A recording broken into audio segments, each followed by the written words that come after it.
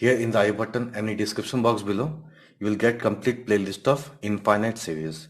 Welcome to video number 7, and in this video we are going to see what is sandwich theorem for a sequence, and we will apply this theorem to solve a problem in this video only. Okay, yes. Before I start this video, I would request you to subscribe to my channel, and if you learn something from my videos, then please hit the like button and do share the playlist of this chapter with your friends. Okay, yes. By doing this, you are going to help me. Okay, yes, you are going to support me. I need your support. It's a request. Okay, yes. Let us start. That is sandwich theorem for sequences. Okay, yes. Let un, vn, wn be three sequences. Okay, yes.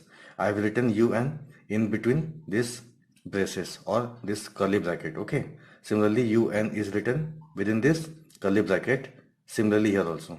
So un, vn, wn be three sequences such that, yes, the general term of this sequence un is what? Un.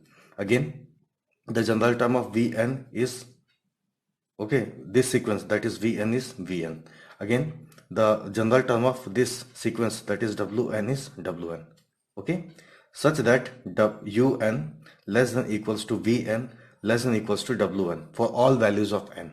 Okay, yes, let un, vn, wn be three sequences such that un is less than equals to vn less than equals to wn for all values of n if limit n tends to infinity, un is equals to limit n tends to infinity, wn, both are equal, and both are equals to what? L may be any finite number.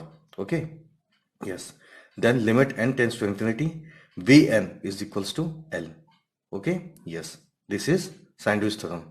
Now let me apply this theorem to solve one problem. Yes, the question is, show that the sequence, that is un, where un is equals to sine n upon n. Okay, yes, un is sine n upon n converges to 0. Okay, let me read this question once again. Show that the sequence un is a sequence, okay, because it is written in the curly bracket or braces, where un, what is un? Un is sine n upon n. Yes, un is the general term of this sequence. Okay, yes, it is converging to 0, or you can say converges to 0. Okay, okay, before solving this problem, you must be aware of one thing, that is the lowest value of sine is -1 and the highest value of sine is +1. Okay, so you can say the value of sine ranges from -1 to +1. Okay, yes, since we know that -1 less than equals to sine n less than equals to 1. Okay, you must be aware of this thing. Okay, that is -1 less than equals to sine n less than equals to 1. Okay, now since we have in the problem that is sine n upon n, so we need to divide n with this sign. Okay, okay, that is sine n upon n. For this we need to divide n here also and also here. Okay, yes, so this is going to be -1 upon n less than equals to sine n upon n less than equals to 1 upon n. Okay, now solving this and this.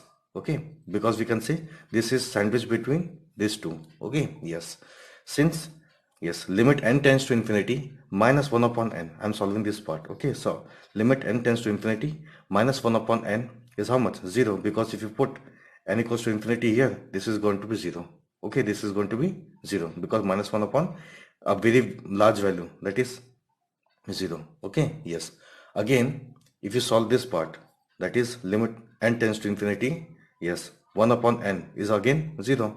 Okay, yes, so by sandwich theorem we can say, okay, we can solve this part. Yes, so by sandwich theorem we can say limit n tends to infinity sine n upon n.